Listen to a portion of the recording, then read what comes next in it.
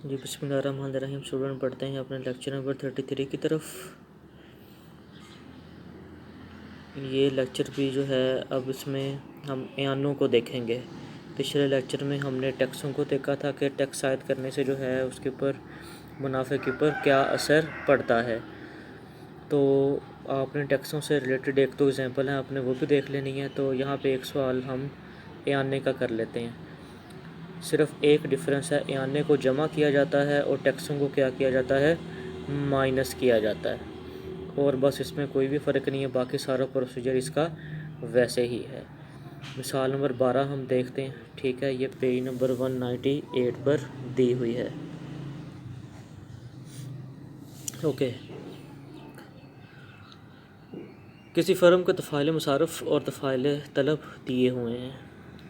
ये दो उसने फंक्शन दिए हुए हैं। ठीक है, ये AR का फंक्शन है, P = AR होता है, और उसने कॉस्ट का फंक्शन दे दिया, यानी कि टोटल कॉस्ट हमें दे दिया। नीज़ हुकूमत की जानिब से 3 रुपये फ़ी इकाई एयाने दिए जा रहे हैं। वो मिकदार मालूम की जाती है जिस पर फ़र्म के मुनाफा ज़्यादा से ज़्यादा है। नीज़ ये भी मालूम किया जाता है कि अगर हुकूमत एयाने ना दे तो क्या तब भी फ़र्म शय की मिकदार को पैदा करती है। बस सवाल को घुमा फिरा के दिया हुआ है, यानी पहले जो है उसने एयाने लगा के जो है मालूम की हुई हैं चीज़ें, और बाद में उसने बग़ैर एयानों के मालूम की हुई हैं। तो उस प्रोसीजर इसका सारा सेम ही है। तो फंक्शन हमने पहले लिखे हुए हैं, अब इसको देखते हैं स्टेप बाय स्टेप। वो पहली चीज़ क्या पूछ रहा है जी, फ़र्म को हुकूमत की जानिब से 3 रुपये फ़ी इकाई एयाने दिए जा रहे हैं। वो मिकदार मालूम की जाती है जिस पर मुनाफा क्या है, ज़्यादा से ज़्यादा है। यानी सबसे पहले जो हम चीज़ मालूम करते होते हैं वो तुम्हारी क्या है, सबको पता है, वो क्यू है। ठीक है, पहले हमने क्यू मालूम करना है। फंक्शन हमने यहाँ पे लिख लिया। तो प्रॉफिट किसके बराबर होता है वो हमें पता होता है, TR माइनस TC। यानी दो फंक्शनों का होना ज़रूरी है, एक TR का और एक TC का। TC हमारे पास दिया हुआ है। ठीक है, सिंपल सी TC ही होता है। TR P का TR बना लेंगे। ठीक है, ये हमारा AR है, असल में ये हमारा AR दिया हुआ है। तो TR का फार्मूला क्या होता है, AR ज़रब Q। तो यहाँ पे ये क्या आ जाएगा हमारे पास, 150 Q माइनस 0.5 Q स्क्वायर आ जाएगा। ये हमारा TR बन जाएगा।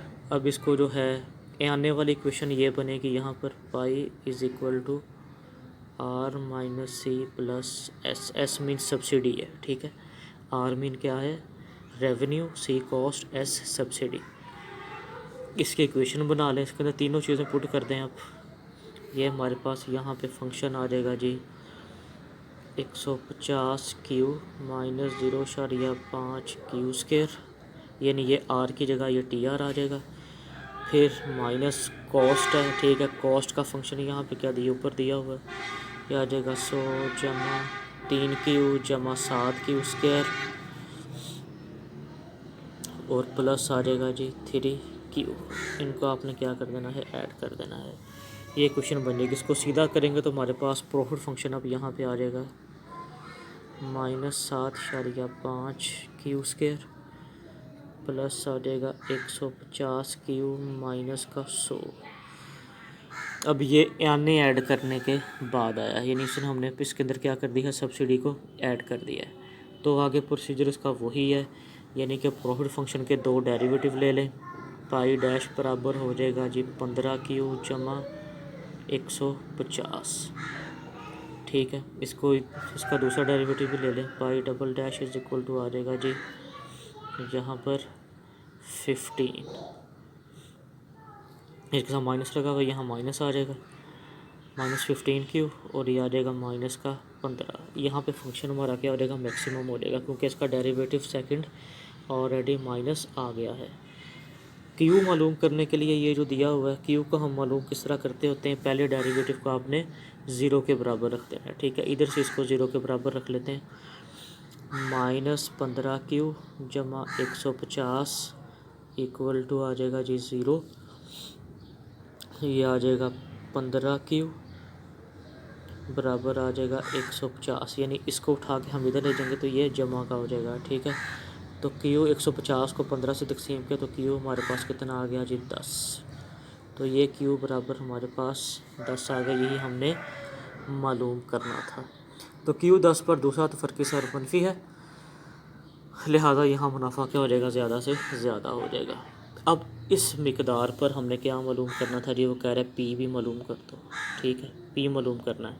ये पी का फंक्शन दिया होगा, ठीक है, ये पी का फंक्शन है, क्यू 10 इसके अंदर पुट कर दें तो पी बराबर कितना है 150 माइनस 0.5 क्यू पुट कर दें तो ये आ जाएगा G P is equal to 150 minus 0.5 into 10 आ जाएगा, तो ये आ जाएगा 145। ठीक है, ये हमारी प्राइस भी आ गई 145 जो हमने मालूम करनी थी। अब वो कह रहा है कि आर भी निकाल दो, यानी कि टी आर इसमें से निकाल दें। टी आर का फंक्शन ये हमने निकाला था 150 क्यू माइनस 0.5 क्यू स्क्वायर। तो ये टी आर का फंक्शन पहले यहाँ लिख लेते हैं 150 माइनस 0.5 क्यू स्क्वायर, इसके अंदर 10 पुट कर दें 150 माइनस 0.5 10 का स्क्वायर आ जाएगा। तो ये पुट करने के बाद ये आ गया हमारे पास 1450। ये हमारा टी आर भी निकला है, ठीक है, ये हमारी क्या आई थी प्राइस, ये हमारा क्या आ गया यहाँ पर टी आर।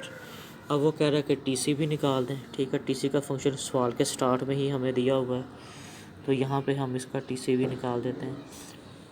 वो क्या था जी 100 जमा 3 क्यू जमा 7 क्यू स्क्वायर आ जाएगा, इसके अंदर 10 पुट कर दें 100 जमा 3 इंटू 10 जमा 7 इंटू 10 का स्क्वायर।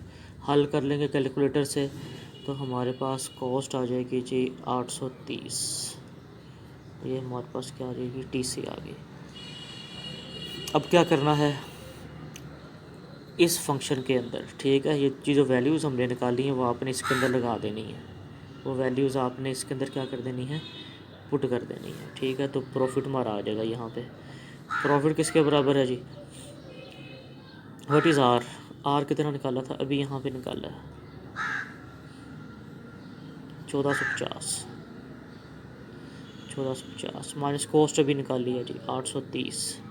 आने ऊपर हमें दिए हुए थे, कितने दिए हुए हैं जी, वो 30 रुपये दिए हुए हैं, 30 यूनिट दिए हुए हैं, ओके।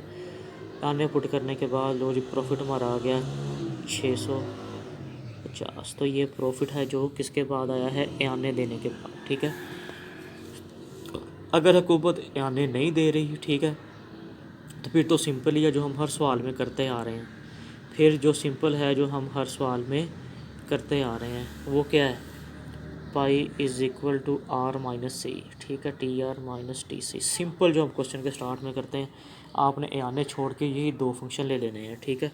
यानी अब ये नहीं आएंगे, आने नहीं आएंगे, ये टी आर और ये टी सी का फंक्शन, इन दोनों को बस आपने माइनस कर देना। यहाँ से भी सवाल उठाया जा सकता है ये वाला, यानी ये ले लेना और एक आपने ये ले लेना, ठीक है, T R minus T C. 3 Q को छोड़ देना क्योंकि ये आने हैं, अब हम आने के बगैर सवाल को कर रहे हैं, तो यही दो फंक्शन यहाँ पे उठा लें। तो ये हमारा बन जाएगा G 150 Q minus 0.5 Q square minus आ जाएगा जी 100 जमा 3 क्यू जमा 7 क्यू स्क्वायर आ जाएगा। तो ब्रैकेटें खोलने के बाद सारा हल करने के बाद ये आ जाएगा -4.5 Q square plus 147 Q minus 100। ये चीज़ हमारे पास आ जाएगी, ये नया प्रॉफिट फंक्शन आ गया, ठीक है, क्यू के बगैर, यानी अब इसमें आने के बगैर ये आ गया, ठीक है। अब यहाँ पे इसके दो डेरिवेटिव ले लें तो पाई डैश हमारे पास आ जाएगा जी माइनस का 15 क्यू प्लस आ जाएगा जी 147 पाई डबल डैश, ठीक है, वो आ गया -15। इधर भी फंक्शन मैक्सिमम हो गया, ठीक है, क्योंकि सेकंड डेरिवेटिव क्या आ गया है, माइनस में आ गया है। लेकिन क्यू कैसे निकालते होते हैं, क्यू निकालने के लिए पहले डेरिवेटिव को 0 के बराबर रखेंगे, -15 क्यू जमा 147 बराबर 0। तो ये हमारे पास आ जाएगा जी 15 क्यू बराबर 147। तो क्यू की वैल्यू यहाँ पे हमारे पास आ गई जी 9.8, ठीक है। ये वो क्यू है जो बगैर आनों के आया है, ठीक है। चलें, Q इज़ इक्वल टू 9.8 पर फर्म तवाज़ुन में होगी। इस सूरत हाल में शेयर की कीमत और मुनाफा मालूम किए जाते हैं। अब इस Q 9.8 पे हमें क्या करना है, प्राइस मालूम करनी है। वो ऊपर प्राइस का फंक्शन हमें दिया हुआ है 150 माइनस 0.5Q। इसके अंदर वैल्यू पुट कर दें 9.8, तो P बराबर आ जाएगा 150 माइनस 0.5 इंटू 9.8 दर्ज किया, तो प्राइस हमारे पास आ गई जी 145.1। ओके, अब प्रॉफिट मालूम करना है। ठीक है, प्रॉफिट फंक्शन क्या था, ये प्रॉफिट फंक्शन बनाया है हमने। ठीक है, ये बग़ैर एनो वाला जो है क्या था जी, -7.5Q² प्लस 147Q माइनस 100। इसके अंदर ये 9.8 जो Q निकाला है ये पुट करना, तो ये आ जाएगा पाई इज़ इक्वल टू -7.5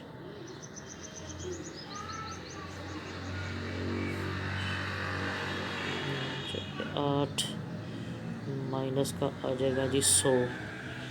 तो ये हल करने के बाद हमारे पास अब प्रॉफिट आ गया जी 620.3। तो ये हमारा आज का क्वेश्चन था। ठीक है, जिसके अंदर हमने ये चीज़ें मालूम करनी थी। इससे जो नेक्स्ट क्वेश्चन है उसके अंदर आपकी दोनों की प्रैक्टिस हो जानी है मिसाल नंबर 13 में। ठीक है, देखें सवाल को पढ़ेंगे तो उसने क्वेश्चंस दे के टेक्स्ट भी है और आने भी हैं। तो अगले लेक्चर में इंशाल्लाह हम इसको डिस्कस करेंगे।